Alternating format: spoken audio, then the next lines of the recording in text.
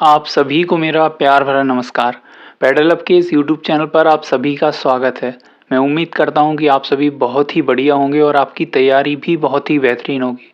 उसी तैयारी को और भी बेहतरीन करने के लिए आज का हमारा ये प्रैक्टिस सेशन है, जिसमें हम कुछ और नए कॉन्सेप्ट से रिलेटेड क्वेश्चन करेंगे। साथ ही साथ जो कॉन्सेप्ट हमने पिछले प्रैक्टिस सेशन में कवर किए हैं उनको कुछ क्वेश्चनों के माध्यम से रिवाइज करेंगे और कुछ क्वेश्चन हम घुमा के इस तरीके से पूछेंगे कि कॉन्सेप्ट आपका सेम रहेगा, बट क्वेश्चनों को पूछने का अगर तरीका बदला जाए तो आप उन तरीके के क्वेश्चनों को किस तरीके से अटेम्प्ट करेंगे, है ना, किस अप्रोच के साथ उन क्वेश्चंस को सॉल्व करेंगे। तो ये सारी चीज़ें हम इस प्रैक्टिस सेशन के माध्यम से देखेंगे। तो जो बच्चे नए जुड़े हैं तो उनके लिए मैं बता दूं, ये जो प्रैक्टिस सेशन है वो मेनली आपका चंडीगढ़ पीआरटी एग्ज़ाम और EMRS एग्ज़ाम की टीचिंग एप्टीट्यूड वाले पार्ट को फोकस करके बनाया गया है, जिसमें सारे क्वेश्चंस को आपको, चाहे वो आपका PYQ हो या PYQ बेस्ड जितने क्वेश्चन बन सकते हैं वो हमने कोशिश की है अपनी तरफ से लाने की, ताकि आपके ये टीचिंग एप्टीट्यूड रिलेटेड जितने भी कॉन्सेप्ट हैं वो बेहतरीन हो सकें। तो बढ़ते हैं हमारे क्वेश्चनों की ओर। उससे पहले अगर आप पिछले प्रैक्टिस सेशन देख चुके हैं और उनसे रिगार्डिंग कोई क्वेरी, कोई क्वेश्चन या किसी क्वेश्चन का एक्सप्लेनेशन आपको समझ में ना आ रहा हो, तो हमारे ग्रुप पर आप आसानी से हमसे पूछ सकते हैं अपने क्वेश्चन को भेजकर। इसकी ग्रुप की लिंक आपको और हमारे टेलीग्राम चैनल की लिंक, दोनों की लिंक आपको नीचे डिस्क्रिप्शन बॉक्स में मिल जाएगी। इसके माध्यम से आप वहां जुड़ सकते हैं। बढ़ते हैं अपने फर्स्ट क्वेश्चन की ओर कि which of the following is an objective related to the affective domain. अब आपको पता है कि आपने कॉग्निटिव डोमेन्स के बारे में पढ़ा है, जो कि 3 होते हैं। अब आपको करना ये है कि आपको कमेंट बॉक्स में उन 3 डोमेन्स के नाम लिखने हैं, क्योंकि हमने अपने पिछले प्रैक्टिस सेशन में ही उनके बारे में डिस्कशन किया था। तो आपका ये होमवर्क है कि आपको वो 3 डोमेन्स के नाम हमें लिख के भेजने हैं। बात करते हैं अफेक्टिव डोमेन में इनमें से कौन सा संबंधित नहीं है ना। तो student can paint a picture, मतलब विद्यार्थी जो है वो चित्र बना सकता है या पत्र लिख सकता है, ग्राफ बना सकता है, ईमानदारी के महत्व को समझ सकता है, कैन वैल्यू द ऑनेस्टी। तो इनमें से जो अगर बात करें अफेक्टिव डोमेन के लिए बेस्ट सूटेबल होगा तो वो होगा स्टूडेंट कैन वैल्यू ऑनेस्टी, है ना। ये सबसे सूटेबल होगा अफेक्टिव डोमेन के लिए। और अगर आपने ये डोमेन को अच्छे से पढ़ा है तो आप खुद इस बात से एग्री कर रहे होंगे कि वैल्यू ऑनेस्टी ही आपका अफेक्टिव डोमेन से कनेक्ट करेगा, क्योंकि paint a picture, write a letter और ड्रॉ अ ग्राफिक कहीं ना कहीं आपकी मोटर एक्टिविटी से हैं, तो वो साइकोमोटर वाले पार्ट में आ जाएगा। बढ़ते हैं अपने अगले क्वेश्चन की ओर कि which of the following do you consider the most important to prevent classroom discipline problem. आप कक्षा में अनुशासन की समस्या को रोकने के लिए निम्नलिखित में से सबसे महत्वपूर्ण किसे मानते हैं। क्या छात्रों के व्यवहार को ऑब्जर्व करना, इस बात को, क्या नियम स्थापित करना, या क्रिएटिंग स्टिमुलेटिंग क्लासरूम एनवायरनमेंट, या reward students for good behaviour. अगर हो सकता है हमारे आपके आंसर में थोड़ा सा डिफरेंस हो तो आप 1 सेकंड के लिए वीडियो पॉज करके अपना आंसर दे सकते हैं, बट यहाँ जो बेस्ट सूटेबल आंसर होगा वो होगा क्लोज मॉनिटरिंग स्टूडेंट्स बिहेवियर। क्योंकि पहले तो आपको कहीं ना कहीं डिसिप्लिन अगर बनाना है तो आपको ये जानना पड़ेगा कौन सा बच्चा किस कारण डिसिप्लिन को तोड़ रहा है। हो सकता है उसकी कोई जेन्युइन प्रॉब्लम हो, किसी चीज़ से वो मतलब प्रॉब्लम फेस कर रहा हो सकता है सीटिंग वाइज हो या क्लास में बैठने को रिलेटेड, या जो कॉन्सेप्ट आप पढ़ा रहे हैं, जो चैप्टर आप पढ़ा रहे हैं उससे रिलेटेड प्रॉब्लम हो, तो वो कहीं ना कहीं डिस्टर्ब फील कर रहा है। तो आपको पहले उसे क्लोजली मॉनिटर करना होगा, समझना होगा कि उसकी प्रॉब्लम क्या है, उस हिसाब से आप उसको कहीं ना कहीं निवारण देंगे या उस समस्या का आप समाधान करेंगे। तो बाकी चीज़ें ये सेकेंडरी हो जाती हैं। सब फर्स्ट चीज़ है आपको निगरानी करनी होगी उसके बिहेवियर की, कि एक्चुअल में वो किस तरीके का बिहेवियर शो कर रहा है। तो बढ़ते हैं अपने अगले क्वेश्चन की ओर कि after teaching a content a teacher finds that the student are able to work with action verbs mainly appraise and जज, this objectives has been achieved at which of the following life. मतलब आपने किसी एक विषय वस्तु या concept को पढ़ाया है, उसके बाद जो बच्चा है वो कहीं ना कहीं मूल्यांकन और निर्णय जैसी क्रियाओं में कार्य करने के लिए सक्षम हो गया है। तो आपको ये बताना है इस प्रकार का उद्देश्य जो है वो इन चारों में से किस में लाई करेगा। क्या वो एनालिसिस है, विश्लेषण है, सिंथेसिस है, संश्लेषण है, एवोल्यूशन है, मूल्यांकन है, एप्लीकेशन या आपका एप्लीकेशन है। तो अगर आपने कहीं ना कहीं ब्लूम टैक्सोनॉमी को पढ़ा है तो ये सारे उसी के पार्ट हैं जो को आप ट्रायंगल के फॉर्म में पढ़ते हैं। तो आपको ये बताना है इस प्रकार की कहीं ना कहीं जो अप्रेज या जज वाली जो कहीं ना कहीं वर्ब है, एक्शन वर्ब है, वो किस चीज़ में से रिलेट करेंगे।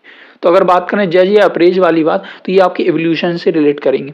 अब जरा हम ब्लूम टैक्सोनॉमी के चरणों के बारे में अगर मैं थोड़ा सा आपको ब्रीफ डिस्कशन करूं इस बारे में, तो आपको पता है मेनली ब्लूम टैक्सोनॉमी के 6 चरण दिए गए हैं, है ना। बाद में आगे चल के 2001 में उसको रिवाइज कर दिया गया है, बट मेनली आपके 6 चरण ही हैं, जिनमें से अगर हम बात करें कि सबसे नीचे के ट्रायंगल की बात करें तो आपका अभी मैं बता दूं इस प्रकार से ट्रायंगल बनता है ना।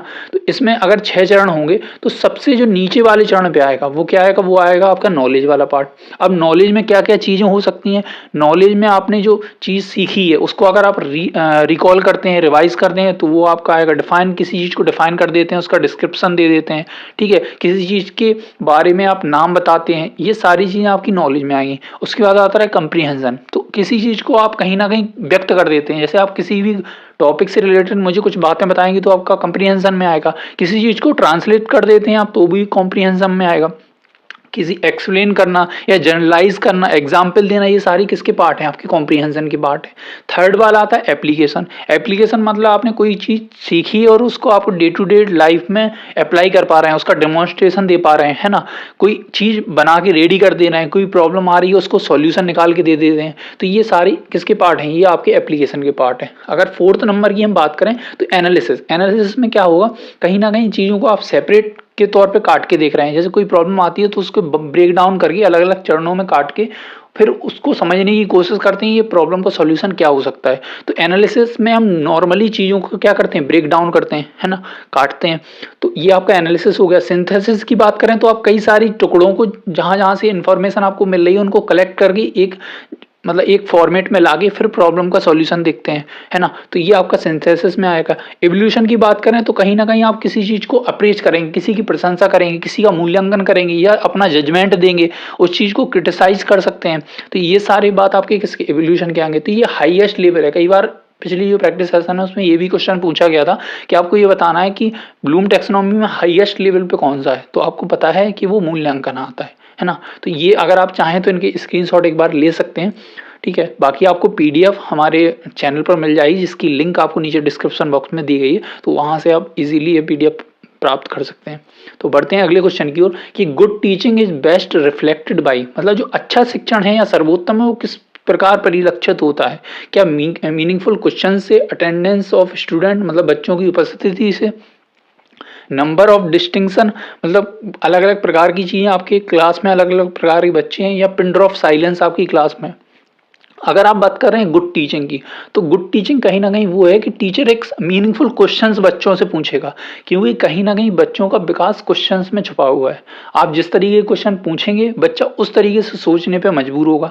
हो सकता है आप फैक्चुअल क्वेश्चन पूछें तो उसमें बच्चे को ज़्यादातर रटने पर जोर देना पड़ेगा, बट आप एप्लीकेशन बेस्ड या कॉमन सेंस बेस्ड क्वेश्चन अगर बच्चे से सिचुएशन बेस्ड क्वेश्चन पूछेंगे तो कहीं ना कहीं वो सोचने पर मजबूर होगा, और सोचेंगे तो उसकी क्रिटिकल थिंकिंग है, क्रिएटिव थिंकिंग, ये सारी चीज़ें डेवलप हो गई। तो अगर बात करें कि बेस्ट टीचिंग किस प्रकार रिफ्लेक्ट होगी तो मीनिंगफुल क्वेश्चन से।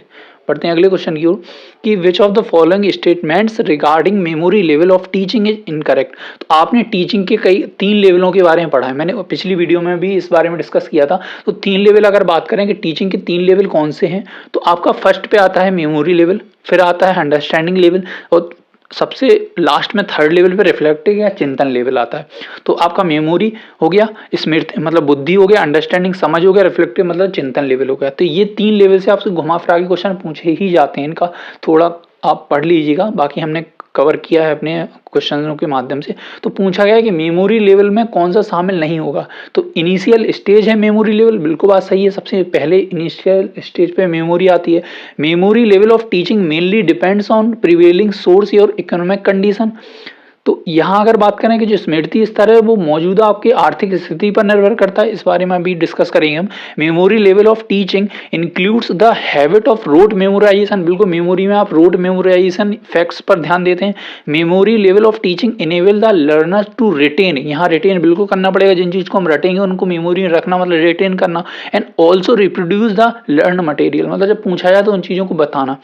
तो ये फर्स्ट, थर्ड एंड फोर्थ आपके मेमोरी लेवल में है, तो इस हिसाब से ये हट जाते हैं। बाकी आपका जो इकोनॉमिक कंडीशन है आपकी वो मेमोरी लेवल से आपके कहीं कोरिलेट नहीं करती है। तो यही हमारा आंसर हो गया, है ना। बढ़ते हैं अगले क्वेश्चन की। आई होप इस एक्सप्लेनेशन आपको सारे समझ में आ रहे होंगे। अगर आपका फिर भी कोई कंफ्यूजन है तो आप जरूर हमें हमारे ग्रुप पर लिखकर भेज सकते हैं। बढ़ते हैं अगले क्वेश्चन की ओर कि अकॉर्डिंग टू RTE 2009 शिक्षक को वर्तमान कक्षाओं में ऐसी गतिविधियों को सीखने के कार्यों को डिजाइन करना चाहिए जो एक विषय सेटिंग में सभी शिक्षार्थियों को संलग्न करें, साथ ही साथ क्या और चीज है जिसके लिए उन्हें प्रोत्साहित करें।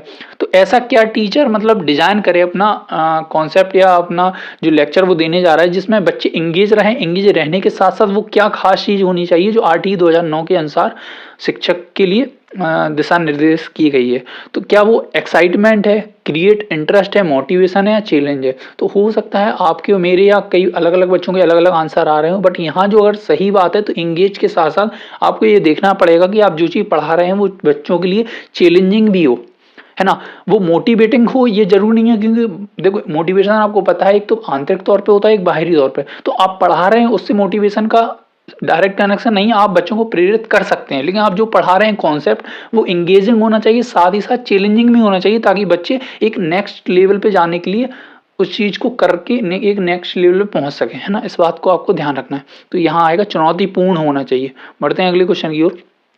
In the class, using problem solving approach to learning by giving regular uniform assignment and homework to student would be of।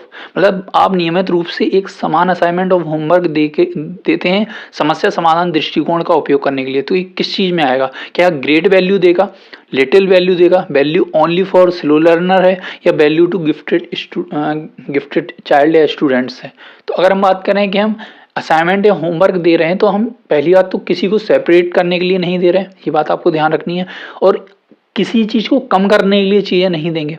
तो ये क्या देगा, ये आपको ग्रेट वैल्यू प्रोवाइड कराएगा, है ना, क्योंकि सभी को हम समता की दृष्टि से देखते हुए चलेंगे। बढ़ते हैं अगले क्वेश्चन की ओर कि which of the following is not a nature of teaching profession. मतलब आपको ये देखना है शिक्षण पेशे की प्रकृति क्या नहीं है, लर्नर ओरिएंटेड, डायनामिज्म, या ह्यूमन है ओबीडियंट टू द गवर्नमेंट। तो अगर बात करें टीचिंग प्रोफेशन की तो ये बिल्कुल विद्यार्थी उन्मुख है, गतिशील है, दयालु है, लेकिन ये सरकार के लिए आज्ञाकारी नहीं है। हमारी मेन रिस्पॉन्सिबिलिटी बच्चे के लिए बनती है, ना कि गवर्नमेंट के लिए, है ना। गवर्नमेंट एम्प्लॉय हम हो सकते हैं, बट ऐसा नहीं है कि हम सरकार के प्रति उत्तरदायी हैं, है ना। हम बच्चे के प्रति उत्तरदायी हैं और बच्चे की शिक्षा के विकास में हमारा मेन योगदान होना चाहिए, ये बात हमें ध्यान रखनी है।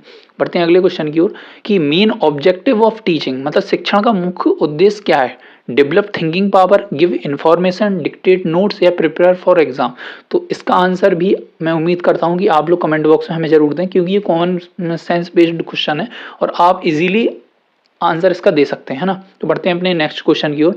Compare to a child growing up in one place, a child growing up in the migrating families typically able to. मतलब एक बच्चा केवल एक परिवार में पलता है, बड़ा होता है, दूसरा बच्चा है वो उसकी फैमिली कंटिन्यूस जगह बदलती रहती है, माइग्रेटिंग फैमिली कह सकते हैं हम उसे।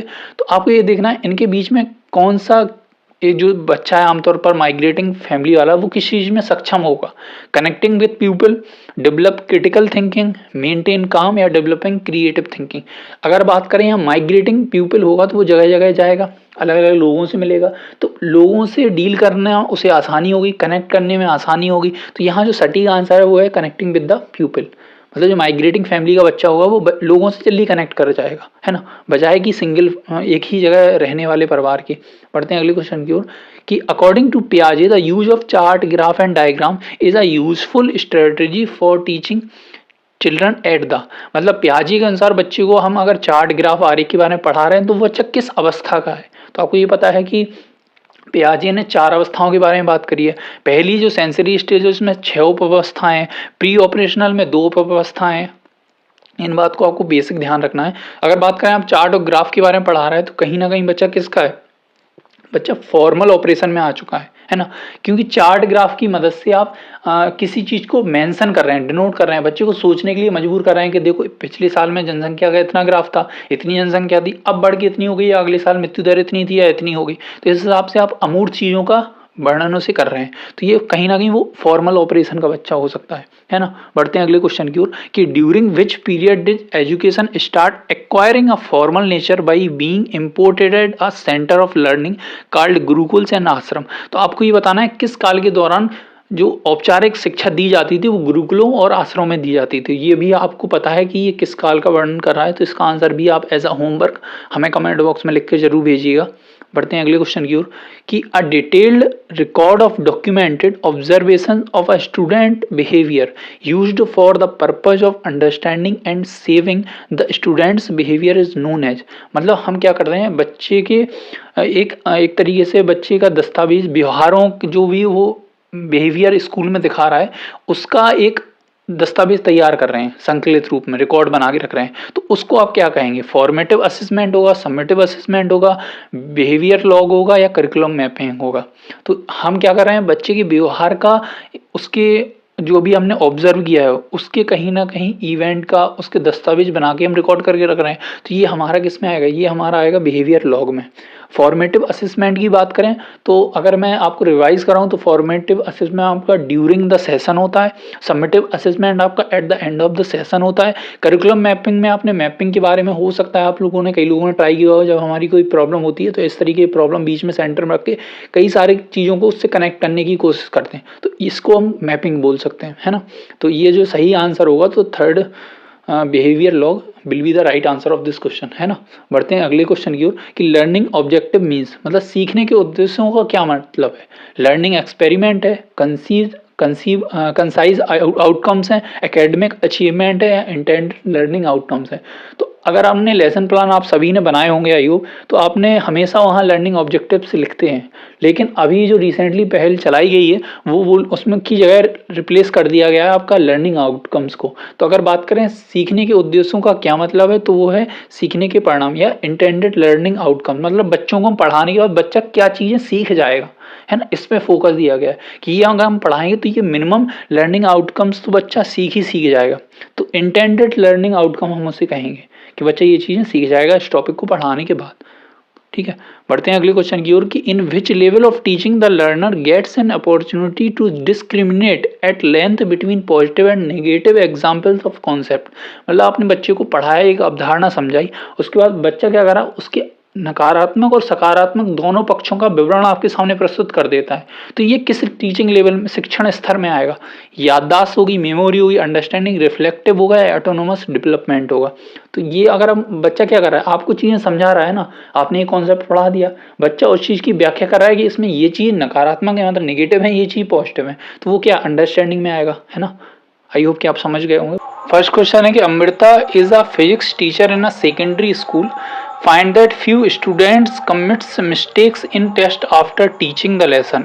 In the situation, what should Mrs. Amrita do? तो अमृता एक टीचर है फिजिक्स की, वो देखती है कि उसके पढ़ाई हुए टॉपिक में कुछ बच्चे गलतियां करते हैं, तो वो क्या करेगी, मतलब उनके लिए पनिश करेगी, कहीं ना कहीं उन्हें सजा देगी, इग्नोर कर देगी, या उन्हें कहीं उपचार या निदान उपलब्ध कराएगी, या उनके माता पिता से मिलेगी। तो यहाँ जो सबसे सूटेबल होगा एज अ टीचर, अगर आप उस सिचुएशन में खुद को रख के देखें तो कहीं ना कहीं आप ये देखेंगे कि बच्चे की प्रॉब्लम कहाँ आ रही है, फिर उसका कहीं ना कहीं रेमेडियल आप उसे प्रोवाइड कराएंगे। तो इसका जो बिल्कुल सटीक आंसर होगा वो है गिव रेमेडियल, है ना। बढ़ते हैं अगले क्वेश्चन की ओर कि what is not the main quality for a teacher to provide counselling to his और her student having some mental issue. मतलब आपका कोई बच्चे हैं उन्हें मेंटल इशू हैं, जो कि आज के दौर में आप नॉर्मली देखने को मिलते हैं, तो आप उन क्या नहीं करेंगे, मेन क्वालिटी आपकी क्या नहीं होगी, क्रेडिबिलिटी, बीइंग जजमेंटल, कॉन्फिडेंशियलिटी या पंक्चुअलिटी। तो आप जो है कभी भी बच्चों की जो भी इशू आपके सामने आते हैं एज अ काउंसलर या एज अ टीचर, तो आप कभी भी उनके प्रति एज अ जजमेंटल कभी नहीं होंगे, या बात हमेशा हमें ध्यान में रखनी है। तो इसका जो नहीं वाला पोर्शन है वो है बीइंग जजमेंटल, है ना, क्योंकि टीचर को जजमेंटल नहीं होना है, उसी चीज़ों को समझना है। जजमेंटल के लिए आगे उस प्रोसेस को या उस इशू को आगे प्रोसीड कर देना है, जो आगे अथॉरिटी आपके या आगे जो लोग बैठे हैं वो उसको देखेंगे, है ना। आपका काम है ऑब्जर्व करना, एनालाइज करना बच्चे की परफॉर्मेंस को और रीजन जानना कि ऐसा जो बच्चा कर रहा है वो किस वजह से हो रहा है, उसके बिहेवियर के पीछे के कॉज को जानना। बढ़ते हैं अगले क्वेश्चन की ओर कि which one of the following is not one of the advantages of TV और video presentation as a teaching method. मतलब टीचिंग मेथड के तौर पे आप वीडियो या टीवी का यूज़ करते हैं, तो इनमें से कौन सा उसका एडवांटेज नहीं है। Many important personalities and expert are brought to the school through video presentation. ऐसा है, मतलब कई आप एक्सपर्ट को, टीचिंग से फील्ड से रिलेटेड एक्सपर्ट को आप वीडियो कॉन्फ्रेंसिंग या वीडियो कॉल के जरिए आप उन्हें कहीं ना कहीं बच्चों से रूबरू करा सकते हैं। हाँ, ये बिल्कुल हमारे टीवी या वीडियो प्रेजेंटेशन का एक मोटिव हो सकता है, this method is specifically useful for adult learner, ये कहीं ना कहीं अडल्ट लर्नर के लिए यूजफुल रहेगा। हाँ, ये भी हो सकता है क्योंकि जो आप एक्सपर्ट से मिलवाएंगे बच्चों को वो अडल्ट लर्नर ज़्यादा अच्छे से डील कर पाएंगे, ज़्यादा अच्छे से उसकी उनकी लर्निंग होगी उसमें।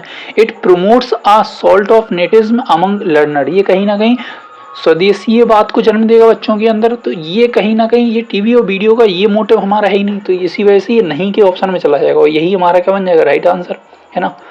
फोर्थ वाला भी आप देख लीजिए कि लेक्चर और डेमोन्स्ट्रेशन आपकी कहीं ना कहीं मदद करेंगे, बिल्कुल ये बात सही है, वो हमारी मदद ही करेंगे टीवी या वीडियो प्रेजेंटेशन। लास्ट मतलब आगे का क्वेश्चन कहता है कि which one of the following characteristics of the hallmark of problem solving approach, कहीं ना कहीं समस्या समाधान की जो दृष्टिकोण है उसकी पहचान आप कैसे करते हैं। समस्या कथन में एक अंतर्निहित संकेत दिया जाता है। प्रॉब्लम इज अ ओरिजिनल, मतलब जो समस्या है उसी वही कहीं ना कहीं एक ओरिजिनल है सॉल्यूशन का। There is usually one approach for getting the right answer, केवल एक ही अप्रोच है सही उत्तर तक पहुंचने की। या the problem is based on only one principle और टॉपिक, या प्रॉब्लम जो है वो केवल एक ही सिद्धांत पर या एक ही टॉपिक पर विषय पर आधारित है। तो आपको बताना है कि इनमें से कौन सा हॉलमार्क प्रॉब्लम सॉल्विंग अप्रोच का एक कैरेक्टरिस्टिक्स हो सकता है। तो अंतर्निहित संकेत दिए जाते हैं, ये भी हो सकता है। समस्या मौलिक है, सही उत्तर देखो यहाँ एक तो ये है कि केवल एक ही आंसर नहीं हो सकता है, तो ये बात कट जाती है ना, ओनली वन अप्रोच तो है नहीं। या problem is based on only one principle, ये भी बात गलत हो जाती है। तो हाँ, ये हो सकता है there is an implicit hint given in the problem statement, क्योंकि प्रॉब्लम में कहीं ना कहीं आपको कहते हैं नहीं समस्या का समाधान उसी समस्या में छिपा रहता है, तो इस वजह से इसका आंसर फर्स्ट वाला हो जाता है ना। आई होप आपको समझ में आ गया होगा। बढ़ते हैं अगले क्वेश्चन की ओर कि which of the following types of evolution is done during the teaching learning process. तो इसके बेस पे हम असेसमेंट और एवोल्यूशन के कई सारे क्वेश्चन प्रीवियसली जो प्रैक्टिस सेशन आए उनके माध्यम से बहुत सारे क्वेश्चनों की हमने ऐसे प्रैक्टिस करी है। मे बी उसमें इस तरीके के क्वेश्चन घुमा फिरा के थोड़े से इन्वॉल्व होंगे, आपने अगर प्रैक्टिस करी है तो आपको पता होगा। तो इसे क्वेश्चन को मैं एज अ होमवर्क आपको दे रहा हूँ, आप मुझे कमेंट बॉक्स में इसका आंसर जरूर लिख के भेजिएगा और आप सभी लिख के भेजिएगा। आप में से जिनका सही आंसर होगा उनको जरूर हम अप्रिशिएट करेंगे, उनके कमेंट को पिन किया जाएगा और जिनका आंसर इससे मिलता जुलता नहीं होगा उनके आंसर को सुधारा जाएगा, है ना। तो आप सभी उस क्विज में आप शामिल जरूर हुइएगा जो कमेंट बॉक्स में आप ही लोग चलाएंगे। अगला क्वेश्चन कहता है कि which of the following is an objective of teaching in a diverse classroom. क्या ऑब्जेक्टिव है एक विभेदित क्लासरूम का टीचिंग में?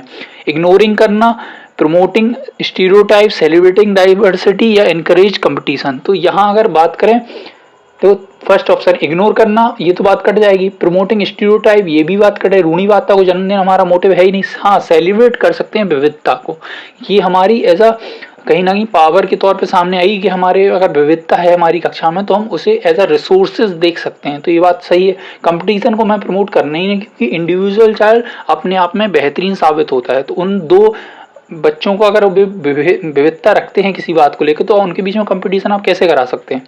बढ़ते हैं अगले क्वेश्चन की ओर कि which of the following is usually not a characteristics of adult learner. मतलब अडल्ट लर्नर हैं उनका करेक्टरिस्टिक्स क्या नहीं है, है ना। Self learning, rote learning, time flexibility या सोशल लर्निंग। तो सेल्फ लर्निंग अडल्ट बच्चों में देखने को मिलती है, हम भी एज अ अडल्ट अगर देखें तो हम भी सेल्फ लर्निंग बहुत कई सारी चीज़ें सेल्फ लर्निंग के तौर पे करते हैं। हाँ, रोट लर्निंग नहीं दिखती है उनके बिहेवियर में, तो ये हमारा आंसर हो जाएगा। बढ़ते हैं अगले क्वेश्चन की ओर कि लर्नर सेंटर्ड टीचिंग मीन्स क्या है। शिक्षा विद्यार्थी केंद्रित शिक्षण को क्या कहेंगे आप? कि learners are considered passive receipt and teacher has the right knowledge. तो ये टीचर को सही नॉलेज है वो बात मैं मानता हूँ, लेकिन आप कहेंगे कि निष्क्रिय है बच्चा, तो ये लर्नर सेंटर्ड में नहीं आएगा, इसलिए हमारा फर्स्ट वाला कट जाएगा। सेकंड की बात करें, learners are slow and learning, तो ये बात भी गलत है। Teacher stress competition in syllabus, इसलिए कट जाता है। Learners are given an opportunity to construct knowledge and teacher is a guide for them, बिल्कुल सही है ये बात यहाँ सही बैठ जाती है क्योंकि बच्चे ही ज्ञान का निर्माण करेंगे, ये लर्नर सेंटर्ड अप्रोच कहती है।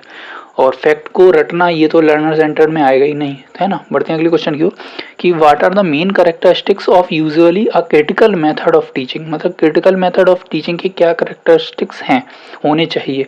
शुड मतलब recognising identifying the unique capabilities of the student, हाँ ये हो सकता है। Flexibility and convergency in the thinking of the learners, इसको भी हम बाद में देखेंगे। Socially active divergence and recalling capabilities of student, recalling से यहाँ कहीं ना कहीं फैक्ट को मेमोराइजेशन से, तो ये कट जाएगा हमारा, है ना।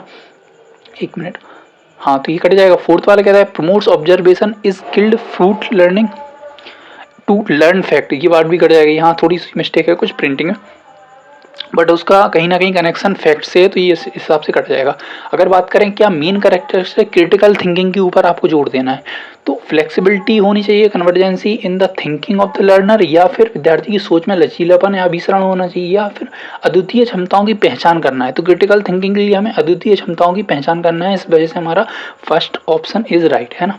बढ़ते हैं अगले क्वेश्चन की ओर कि due to which of the following disabilities learners have difficulty in understanding concept of quantity and fraction, मतलब जो फ्रैक्शन या क्वांटिटी बच्चों को पढ़ाते हैं उसको बच्चों को समझ में नहीं आ रहा है, तो किस प्रकार की डिसेबिलिटी हो सकती है, डिस्ग्राफिया, डिसलेक्सिया, डिसकैलकुलिया, डिस्प्रैक्सिया। तो हमें ये समझना है ये कहीं ना कहीं आपके मैथ या गणित एरिया से बिलोंग करता है, गणित सब्जेक्ट से बिलोंग करता है। तो इसमें गणित से अगर रिलेटेड आप कोई विकार देखेंगे तो ऑब्वियस सी बात है वो डिसकैलकुलिया के अंतर्गत आएगा, है ना। तो third is the right answer. बढ़ते हैं अगले क्वेश्चन की कि the factors affecting teaching learning process related to students are, मतलब कौन से ऐसे फैक्टर हैं जो टीचिंग लर्निंग प्रोसेस को अफेक्ट करते हैं जो बच्चों से संबंधित हैं, मतलब आयु परिपक्वता, फिजिकल और मेंटल हेल्थ, या लेवल ऑफ मोटिवेशन, या सही। तो पहली बार काफ़ी देर के बाद आपका सभी वाला ऑप्शन आया है, तो यहाँ हमारा जो राइट आंसर है वो है ऑल ऑफ द अबव, है ना। सभी ये कहीं ना कहीं स्टूडेंट के टीचिंग लर्निंग प्रोसेस को अफेक्ट करने वाले फैक्टर्स हैं। बढ़ते हैं अगले क्वेश्चन की ओर कि the main focusing elements external evolution in which among the following, इसमें से कहीं ना कहीं आपका थोड़ा सा मिस्टेक है इस क्वेश्चन में। The main sing element of the external, हाँ इसको क्वेश्चन को थोड़ा अगर आप करेक्ट कर लीजिए तो इसमें यह है कि एवोल्यूशन का बाहरी तौर पे आप किसको मानेंगे, इनमें से कौन सा एवोल्यूशन का एक्सटर्नल एवोल्यूशन को इंडिकेट करता है, मतलब बाहरी तौर पर आकलन को इंडिकेट करता है, आकलन को। द प्रोसेस मतलब प्रक्रिया, टारगेट, या एंड, या एक्सटर्नल फैक्टर। तो बाहरी आकलन को कहीं ना कहीं द एंड होता है, क्योंकि बाहरी तौर पर जब आप आकलन करते हैं तो कहीं ना कहीं आप द एंड में जाके उसका आकलन का एक रिजल्ट दे देते हैं, एवोल्यूशन करते हैं कि हाँ एक साल के अंत में बच्चे ने ये सीखा, अंत में मतलब दी एंड में। आई होप आपको क्लियर हो गया हो, अगर नहीं हुआ है तो अगले प्रैक्टिस में इस क्वेश्चन को हम करेक्ट करके जरूर लाएंगे, आप बता दीजिएगा। Computer based teaching is essential to, आपको ये बताना है जो सीबीटी टीचिंग के तौर पे लाई जा रही है, आईसीटी लाई जा रही है, वो किस लिए ज़रूरी है।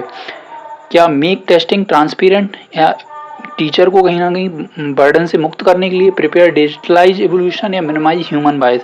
तो कहीं ना कहीं जो सीबीटी मोड के टेस्ट लाए जा रहे हैं उनका मेन मोटिव जो है वो कहीं ना कहीं मिनिमाइज ह्यूमन बायसेस, मतलब मानवीय जो व्यवहार हैं या पूर्वाग्रह हैं उनको रिजल्ट से या आपके आकलन से डिस्कनेक्ट करना है, क्योंकि उसमें ह्यूमन बायसेस को कम किया जा सके।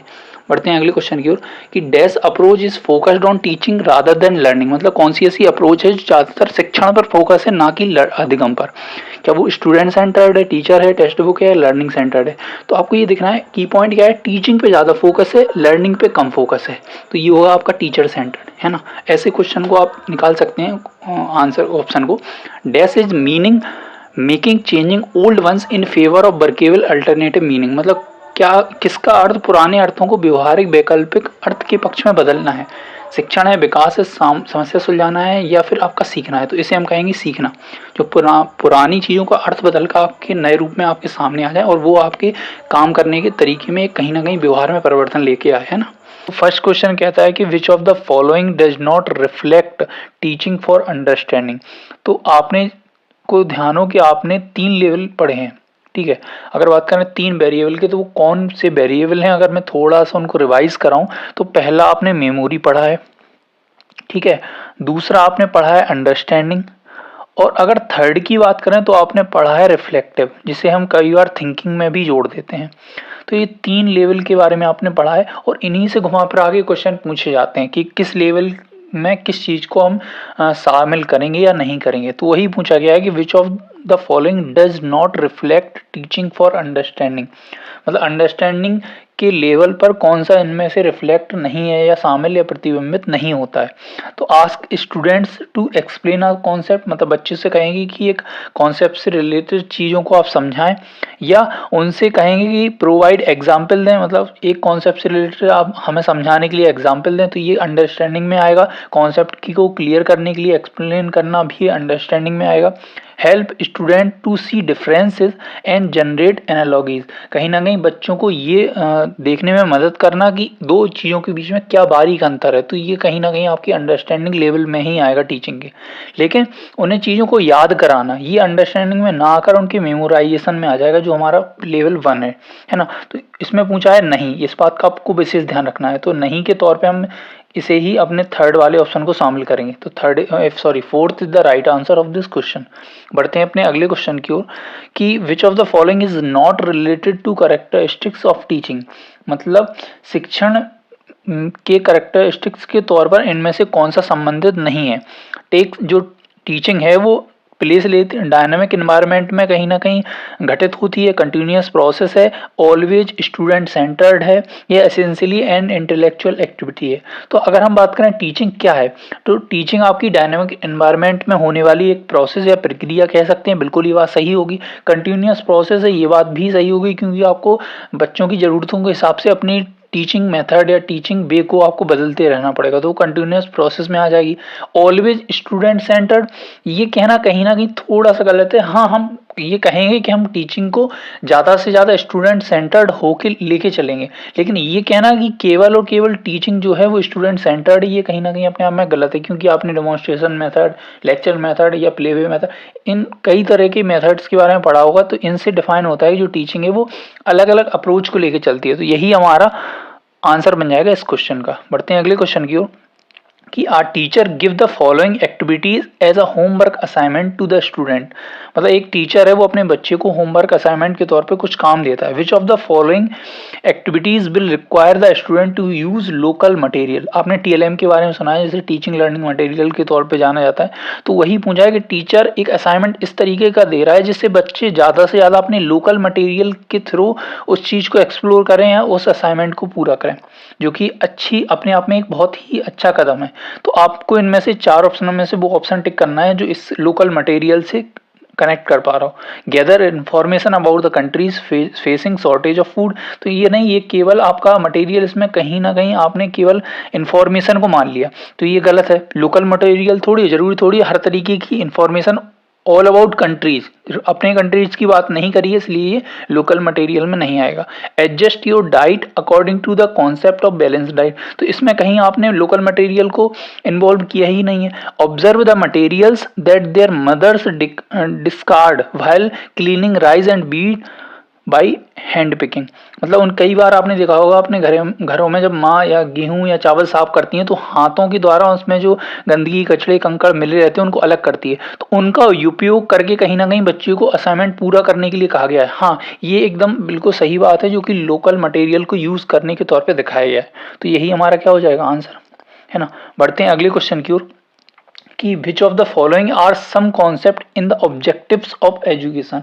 आपको ये बताना है कि एजुकेशन के ऑब्जेक्ट के तौर पे आप किन संप्रदायों को लेकर चलेंगे। नॉलेज एक्विजिशन है जो आपकी एजुकेशन है, स्किल डेवलपमेंट है, या करेक्टर बिल्डिंग है, या ऑल ऑफ दी अब। तो हमें पता है कि जो एजुकेशन है उसका काम हमारे ज्ञान का विस्तार करना भी है, हमारी कहीं ना कहीं कौशलों का विकास करना भी है, और एक तरीके से हमारे चरित्र का निर्माण करना भी है। तो इसका जो आंसर होगा वो ऑल ऑफ द अबव होगा। बढ़ते हैं अगले क्वेश्चन की ओर। तो इसका जो आंसर होगा वो fourth is the right answer of this question. बढ़ते हैं अगले क्वेश्चन की ओर कि school education in India can be broadly classified into how many stages.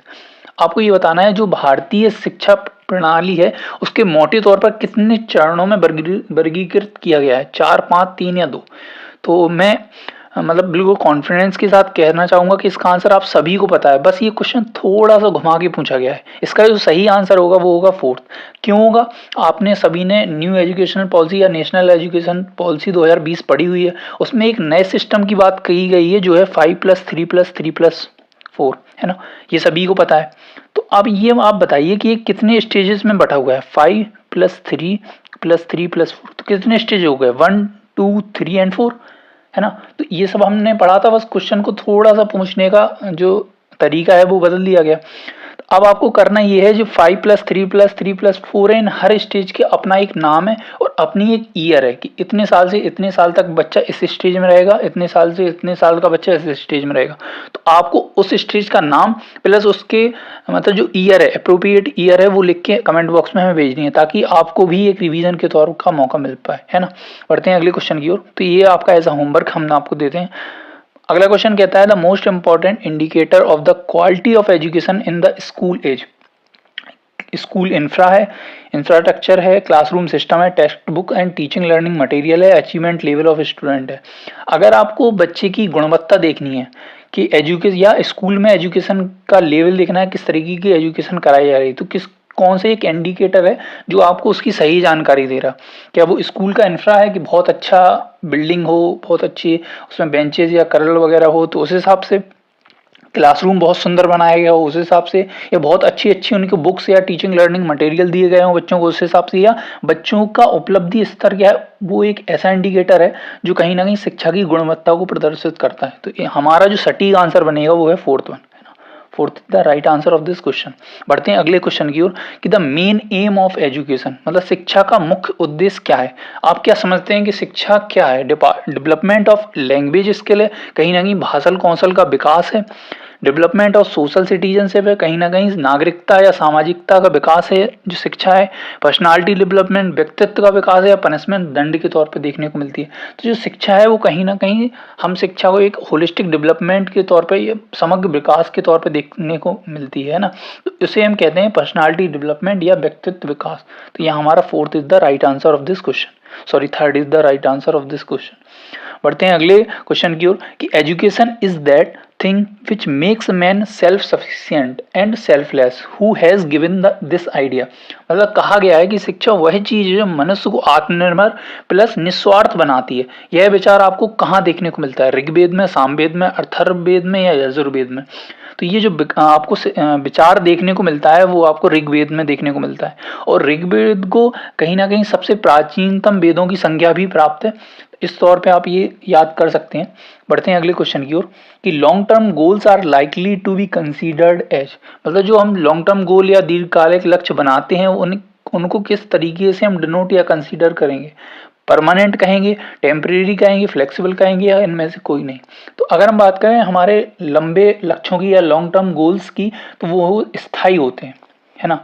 अब क्यों स्थायी होते हैं, हो सकता है कुछ लोग बोल रहे हो ये फ्लेक्सिबल होते हैं, बट आप ये देखिए कि जो लॉन्ग टर्म गोल होते हैं वो निश्चित होते हैं कि हाँ हम 1 या 2 होंगे निश्चित, बट उनको पाने के लिए हम कई तरह के सब गोल्स बनाते हैं, मिनी गोल्स बनाते हैं। वो हम फ्लेक्सिबल कर सकते हैं, वो करते भी हैं, क्योंकि सिचुएशन के हिसाब से हमें उनको बदलना पड़ता है ना। तो जो लॉन्ग टर्म गोल होते हैं वो तो हमारे परमानेंट हैं, बट जो मिनी गोल्स या सब गोल्स हैं वो फ्लेक्सिबल भी हो सकते हैं, वो टेम्परेरी भी होते हैं। तो इस बात का आपको विशेष ध्यान रखना है। बढ़ते हैं अगले क्वेश्चन की ओर कि which of the following is not related to cognitive domain, है ना। इनमें से कौन सा संज्ञानात्मक क्षेत्र से जुड़ा नहीं है। तो सबसे पहली बात अगर मैं यहाँ करूँ कि संज्ञानात्मक क्षेत्र को आपने एक टेक्सोनोमी ब्लूम की पढ़ी है ना। आपको ये बताना उसमें कितने लेवलों के बारे में ब्लूम ने बात करी है, इसका आंसर आप कमेंट बॉक्स में हमें दीजिएगा। और जब लेवलों के बारे में अगर आपको जानकारी है तो उसमें अलग अलग लेवल के नाम दिए गए हैं। तो उन लेवलों में कॉग्निटिव डोमेन की बात करें तो यहाँ आपका वैल्यूइंग कहीं है नहीं, है ना। नॉलेज है, एप्लीकेशन है, अंडरस्टैंडिंग है, बट यहाँ वैल्यूइंग की कहीं बात नहीं की गई, तो यही हमारा इसमें शामिल नहीं होगा। बढ़ते हैं अगले क्वेश्चन की ओर कि which one of the following is not an important characteristics of a learner, मतलब कौन सा इनमें लर्नर का इंपॉर्टेंट करेक्टरिस्टिक्स नहीं है।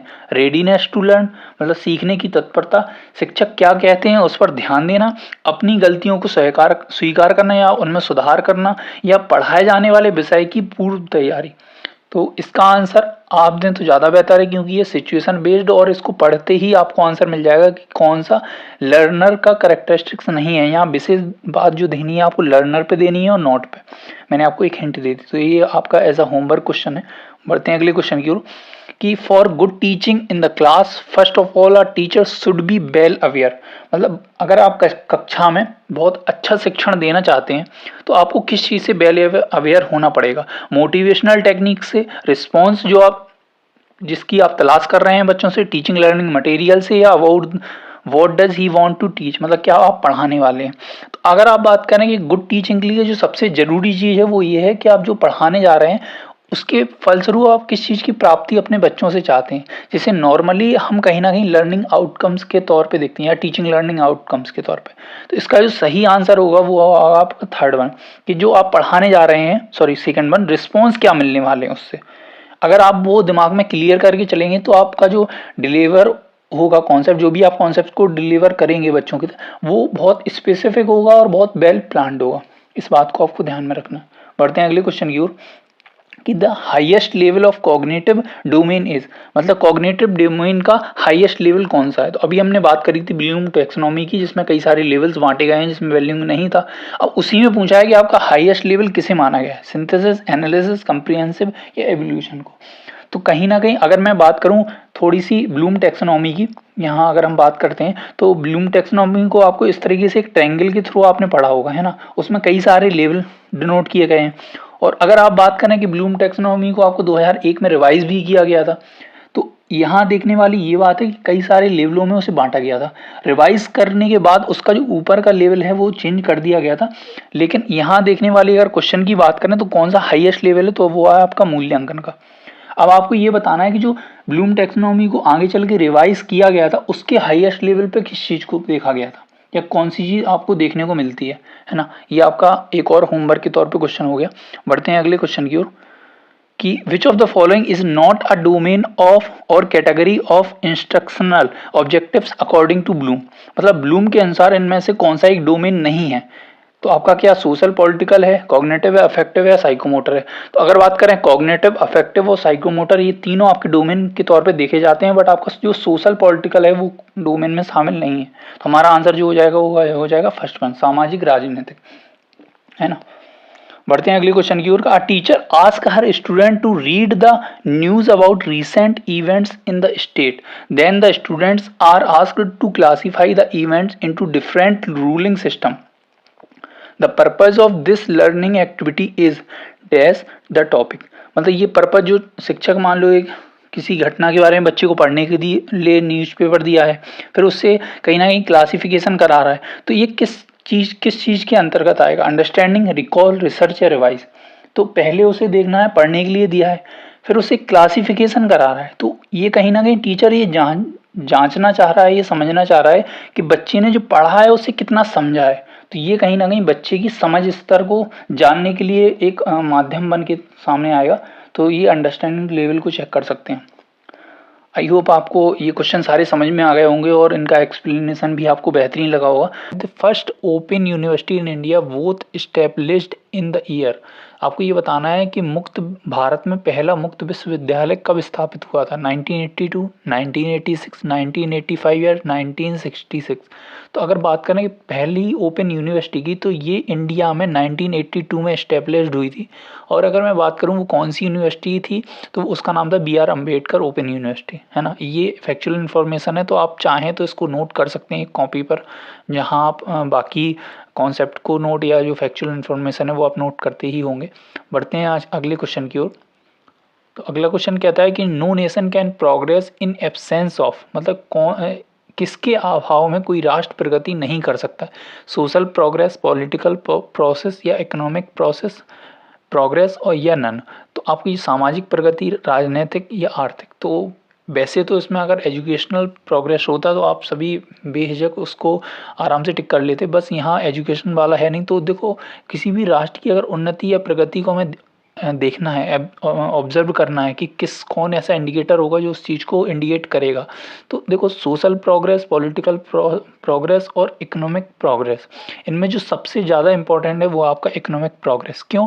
क्योंकि अगर आप अच्छी क्वालिटी एजुकेशन देंगे तो जाहिर सी बात है कि ज़्यादा से ज़्यादा पॉपुलेशन आपकी स्किलफुल होगी। अगर पॉपुलेशन आपकी स्किल्ड हो गई है तो कहीं ना कहीं वो इकोनॉमी में बहुत ज़्यादा योगदान करेगी, है ना। उससे आपके जो नेशन है उसकी इकोनॉमिक प्रोग्रेस देखने को मिलेगी। जैसे ही वो बढ़ेगी आपका अपने आप नेशन क्या करेगा, डेवलप करेगा। तो इससे आप रिलेट कर सकते हैं। बढ़ते हैं अगले क्वेश्चन की ओर। इन 1917 the first education department was started at. आपको ये बताना 1917 में पहला शिक्षा विभाग कहाँ शुरू किया गया था, किस यूनिवर्सिटी में। मुंबई यूनिवर्सिटी है, कलकत्ता यूनिवर्सिटी है, BHU है, मद्रास यूनिवर्सिटी है। अगर बात करें कि 1917 की, तो 1917 के बारे में आप एक इंपॉर्टेंट चीज़ आपको जो है वो याद करने वाली है कि 1917 में आपका सांडलर कमीशन आया था, है ना, सांडलर कमीशन। और सांडलर कमीशन की सिफारिश के तहत ही आपकी कलकत्ता यूनिवर्सिटी, क्योंकि आपको पता है कि जब मतलब जो ब्रिटिशर्स आए थे उन्होंने सबसे पहले जो कब्जा किया था वो पश्चिम बंगाल पे किया था, है ना। तो वहाँ ही सबसे पहले ये चीज़ शुरू करी जाएगी। तो कलकत्ता यूनिवर्सिटी में आपके जो 1917 का सांडलर कमीशन है उसके तहत ये पहला एजुकेशन डिपार्टमेंट शुरू किया गया था, है ना। बढ़ते हैं अगले क्वेश्चन की ओर। तो ये आपको जो दिख रहा है आपको एक थंबनेल, ये अभी हम नई एक सीरीज स्टार्ट कर रहे हैं स्पेशली उन बच्चों के लिए जो यूपी सुपर टेट की तैयारी कर रहे हैं। तो उसमें आपका पूरा A to Z आपका जो 3 टॉपिक है, मेनली CDP हो गया, टीचिंग हो गया, स्किल हो गया या लाइफ स्किल, इन तीनों की हम एक एक टॉपिक की पूरी तैयारी करेंगे डिटेल कॉन्सेप्ट के साथ। क्योंकि इन प्रैक्टिस सेशन में कई सारे बच्चों की ये क्वेरी थी कि सर आप कॉन्सेप्ट की तैयारी कराइए। और जो कॉन्सेप्ट की तैयारी बहुत ही बेहतरीन तरीके से करना चाहते हैं उनके लिए ये बेस्ट तरीका है। तो ये आपकी सुपर टेट की एक सीरीज़ हमारे द्वारा लाई जाएगी, इसमें आपको डिटेल टॉपिक का डिस्कशन होगा, उसके नोट्स बनाने को मिलेंगे आपको और डिटेल टॉपिक को समझाया जाएगा। तो ये लगभग आपकी 1 तारीख से वीडियो या 2 या 3 तारीख से आपको हमारे चैनल पर मिल जाएंगी देखने को। तो आप अगर कॉन्सेप्ट को डीप में पढ़ना चाहते हैं, ये फ्री ऑफ कॉस्ट रहेगा और टोटल, है ना। आप अगर पढ़ना चाहते हैं तो आप ज़रूर इस सीरीज़ को ज्वाइन करिएगा, देखिएगा और अपना रिव्यू भी, फीडबैक भी दीजिएगा कि आपको ये कैसा लग रहा है कॉन्सेप्ट की जो डिटेल एनालिसिस है उसको देखकर, है ना। पढ़ते हैं अपने नेक्स्ट क्वेश्चन की ओर कि which commission is known as the Sadler commission that suggested opening of the post graduate department of education universities. तो आपको अभी मैं अपन ने डिस्कस किया है कि जो सांडलर कमीशन है वो कब आया था, 1917 में। तो जो उसने कलकत्ता यूनिवर्सिटी में क्या फर्स्ट डिपार्टमेंट ओपन किया था, तो इसका जो सही आंसर होगा वो कलकत्ता यूनिवर्सिटी कमीशन होगा, है ना। और कौन सा department, post graduate department of education है, ये भी आप थोड़ा याद कर सकते हैं। बढ़ते हैं अगले क्वेश्चन की ओर कि इन विच ईयर वॉज राष्ट्रीय माध्यमिक शिक्षा अभियान लॉन्च। किस वर्ष में राष्ट्रीय माध्यमिक शिक्षा अभियान को शुरू किया गया था, 2010 में, 2009 में, 2000 में या 2008 में। अगर बात करें राष्ट्रीय शिक्षा अभियान की तो ये आपका मार्च 2009 में स्टार्ट किया गया था। अगर हम बात करें हम 2009 से आपको और क्या चीज़ याद है, तो आपको ये भी पता है कि 2009 में हमारा RTE एक्ट आया था, ठीक है। अगर मैं आपसे पूछूं कि RTE एक्ट लागू कब किया गया था, तो 1 अप्रैल आपका 2010 में ये लागू किया गया था। ये भी कई बार पूछ लेता है एग्जाम में, तो ये भी आपको ध्यान रखना है ना। तो आपको यहाँ 2 फैक्चुअल क्वेश्चंस की इन्फॉर्मेशन मिल गई। बढ़ते अगले क्वेश्चन की ओर कि DPEP was launched in the year. अब यहाँ देखने वाली बात है कि DPEP आखिर है क्या। तो सबसे पहले DPEP के फुल फॉर्म की बात कर लेते हैं। DPEP का जो फुल फॉर्म है वो है आपका डिस्ट्रिक्ट प्राइमरी एजुकेशन प्रोग्राम, ठीक है। तो ये आपको याद करना है DPEP का फुल फॉर्म। अब बात करें कब ये लॉन्च किया गया था, तो ये 1994 में लॉन्च किया गया था। ये 2 बात आपको अब नोट कर लेनी है जहाँ भी आप अपने नोट्स बना रहे हैं, है ना। बढ़ते हैं अगले क्वेश्चन की ओर। On the basis of recommendation of dash commission the first national education policy was formulated by the government of India in 1968। मतलब 1968 में गवर्नमेंट ऑफ इंडिया के द्वारा कौन सी जो फर्स्ट नेशनल एजुकेशन पॉलिसी लाई गई थी वो किस कमीशन के द्वारा प्रस्तावित की गई थी या किसके द्वारा उसकी सिफारिश की गई थी। तो हम सभी जानते हैं जो कमीशन था वो था आपका कोठारी कमीशन। कोठारी कमीशन की अगर बात करें तो नॉर्मली ये 1964 से 66 माना जाता है इसका, है ना। तो ये था आपका कोठारी कमीशन, इसी के द्वारा जो सिफारिश थी वो नई शिक्षा नीति की 1968 की सिफारिश की गई थी, है ना। बढ़ते अगले क्वेश्चन की ओर कि which commission recognise the strengthening of social and national integration is one of the main goal of education. मतलब किस आयोग के द्वारा यह माना गया था कि सामाजिक एवं राष्ट्रीय एकता को मजबूत करने के लिए करना जो है क्या है, शिक्षा का मुख्य लक्ष्य है। एजुकेशन कमीशन 1964-66 या अभी हमने बताया कि ये कोठारी कमीशन के नाम से जाना जाता था, या न्यू एजुकेशन पॉलिसी 1986, या रिवाइज्ड नेशनल एजुकेशन पॉलिसी 1992 जिसे POA के नाम से भी जाना जाता है, NCF 1975। तो अगर बात करें किसने शिक्षा को सामाजिक और राष्ट्रीय एकता के लिए मजबूत करने का मुख्य लक्ष्य माना है, तो वह आपका एजुकेशन कमीशन 1964 एंड 68, है ना। ये कोठारी कमीशन के नाम से भी अगर नाम बदल के आ जाए तो आपको याद रखना है। बढ़ते हैं अगले क्वेश्चन की ओर कि the first open university in India. अभी हमने बात करी थी कब आई थी, 1982 में आई थी, और इसका नाम भी मैंने आपको बताया था BR अम्बेडकर ही ओपन यूनिवर्सिटी, है ना। बढ़ते हैं अगले क्वेश्चन की ओर कि which of the following statement about Eklavya model residential school is incorrect. EMRS की जो आप तैयारी कर रहे हैं उससे रिगार्डिंग ये क्वेश्चन है, तो आपको ये बताना है EMRS के बारे में कौन सा कथन गलत है। The current ST population literacy level is below 50% opposed to the country या ब्रिज लिटरेसी लेवल एट 70%, या administered by the Ministry of Tribal Affairs, it is established with grant under Article 275(1) of the Indian Constitution, या pays special focus in integrated tribal development project where there sadly at least one EMRS in the demarcated project special area, all of the above. तो यहाँ अगर बात करें EMRS के बारे में कौन सा गलत है, तो सबसे पहले बात करते हैं कि EMRS के बारे में थोड़ा जान लेते हैं, है ना। तो EMRS की अगर बात करें इस्टेब्लिशमेंट की, तो ये 1977 और 1978 के बीच में इसका इस्टेब्लिशमेंट हुआ था। ये बात आपको फैक्चुअल के तौर पे याद रखनी है, ठीक है। अगर बात करें 2018-19 बजट के तौर पे, ठीक है, कि क्या हुआ था, तो इसमें जो हमारा इनकरेक्ट बैठेगा वो बैठेगा आपका फर्स्ट वाला, है ना।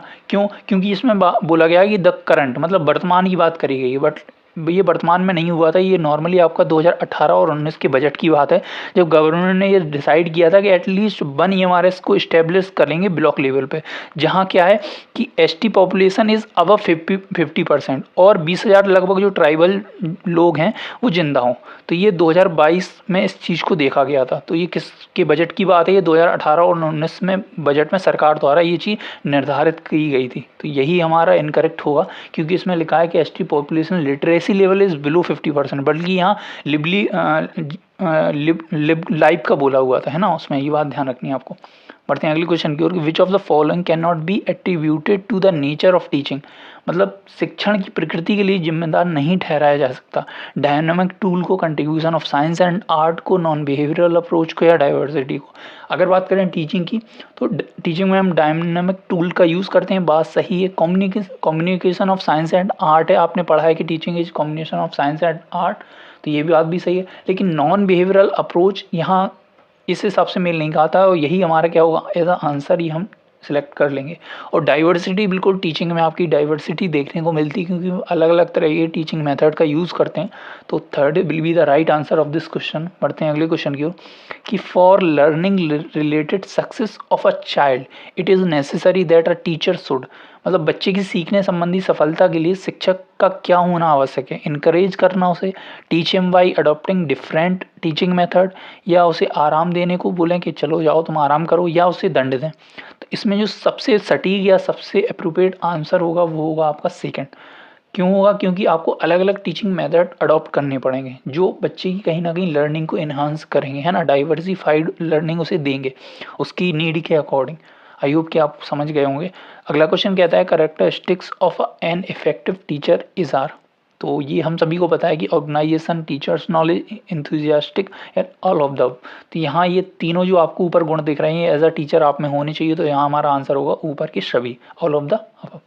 बढ़ते हैं अगले क्वेश्चन की ओर। Knowledge of the teaching learning helps a teacher, मतलब आपको टीचिंग शिक्षण अधिगम का ज्ञान एज अ टीचर क्यों होना चाहिए। अटेनमेंट ऑब्जेक्टिव्स, मतलब उद्देश्यों की प्राप्ति के लिए, कहीं ना कहीं शिक्षण कौशल के विकास के लिए, या मूल्यांकन के लिए, ऑल ऑफ द अबव। तो हमें पता है ये हमारा जो आंसर होगा वो ऑल ऑफ द अबव यहाँ सबसे सटीक बैठेगा। बढ़ते हैं अगले क्वेश्चन की ओर कि teaching is best described as a. तो ये आपको as a answer, as a homework हम आपको देते हैं क्वेश्चन।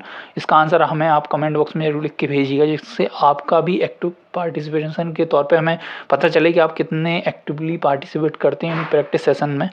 तो ये आपको एज अ होमवर्क क्वेश्चन दिया गया है। तो ये थे आज के बेहतरीन क्वेश्चन, आई होप आपने एंजॉय करे होंगे। और जैसा कि मैंने अभी आपको बताया कि अगर आप टॉपिक की डिटेल कॉन्सेप्ट रिलेटेड वीडियो या पढ़ना चाहते हैं कॉन्सेप्ट को डिटेल में, तो आप सुपरटेट का ये हमारा जो आने वाली सीरीज़ है उसको ज्वाइन कर सकते हैं। उसमें आपको एक एक टॉपिक स्टार्टिंग से आपको एंड तक सारे डिटेल टॉपिक पढ़ाए जाएंगे, जिसमें आपका CDP कवर किया जाएगा, टीचिंग स्किल या लाइफ स्किल, ये तीन मेनली आपके 30 मार्क्स को कवर करते हैं आपके सुपरटेट एग्ज़ाम में। अगर बात करें 150 नंबर का आपका एग्ज़ाम आता है, तो 150 नंबर में से अगर आपका 30, एक मिनट, हाँ, अगर आपका 150 नंबर एग्ज़ाम में से 30 वाला पार्ट केवल आपके इस पोर्शन से कवर हो रहा है, तो आप मान के चल सकते हैं कि 20% एरिया आपका यहाँ से कवर हो रहा है। और ये ऐसा नहीं है कि कॉन्सेप्ट केवल सुपर टेट में मदद करेंगे, ये वही कॉन्सेप्ट हैं जो अदर टीचिंग एग्जाम में आपकी हेल्प करते हैं। तो मैं उम्मीद करता हूँ ये सीरीज़ में आप ज़रूर जुड़ेंगे। बाकी आप एक बार देखिए, आप खुद ही डिसाइड करेंगे कि आपके लिए ज़रूरी है भी या नहीं है ना, वो मैं आप पे छोड़ता हूँ। तो आज की ये प्रैक्टिस सेशन था। इसके अलावा अगर आपने प्रैक्टिस सेशन नहीं देखे पिछले वाले तो आप ज़रूर देखिएगा। ये कुछ प्ले लिस्ट हैं जो आपको चैनल पर ईजिली मिल जाएंगी। तो मिलते हैं अगले हमारे नए प्रैक्टिस सेशन के साथ, या कहें नए कॉन्सेप्ट की सीरीज़ के साथ। तब तक के लिए take care and bye bye.